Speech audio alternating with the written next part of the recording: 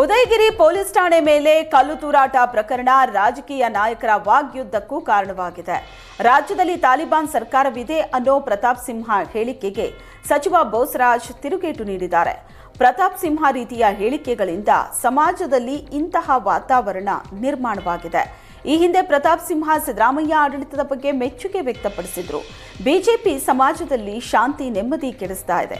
ಬಿಜೆಪಿಯವರಿಗೆ ಪಕ್ಷ ಸಿದ್ಧಾಂತ ಪದ್ಧತಿ ನೀತಿ ನಿಯಮ ಇಲ್ಲ. ನಿಮ್ಮ ಮಾತಿನಿಂದ ಸಮಾಜದ ಮೇಲಾಗುವ ಅಶಾಂತಿ ಬಗ್ಗೆ ಎಚ್ಚರ ಇರಬೇಕು.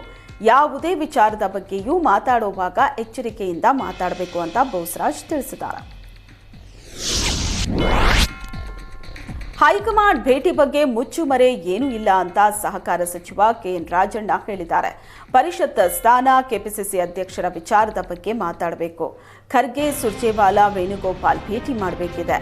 ನಮ್ಮ ರಾಜ್ಯದಲ್ಲಿ ಕಾಂಗ್ರೆಸ್ ಇನ್ನೂ ಶಕ್ತಿಶಾಲಿ ಆಗಬೇಕಿದೆ. ಹಾಗೆಯೇ ದಲಿತ ಸಮಾವೇಶ ಬಗ್ಗೆ ಹೈಕಮಾಂಡ್ ಜೊತೆ ಮಾತಾಡಬೇಕು ಅಂತ ದೆಹಲಿ ಭೇಟಿಗೂ ಮೊದಲೇ ಸಚಿವ ರಾಜಣ್ಣ ಗುಟ್ಟು ಬಿಚ್ಚಿಟ್ಟಿದ್ದಾರೆ.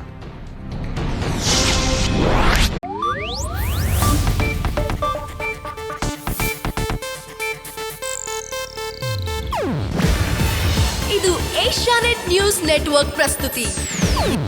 ನೀವು ನೋಡ್ತಿದ್ದೀರಾ ಏಷ್ಯಾನೆಟ್ ಸುವರ್ಣ ನ್ಯೂಸ್.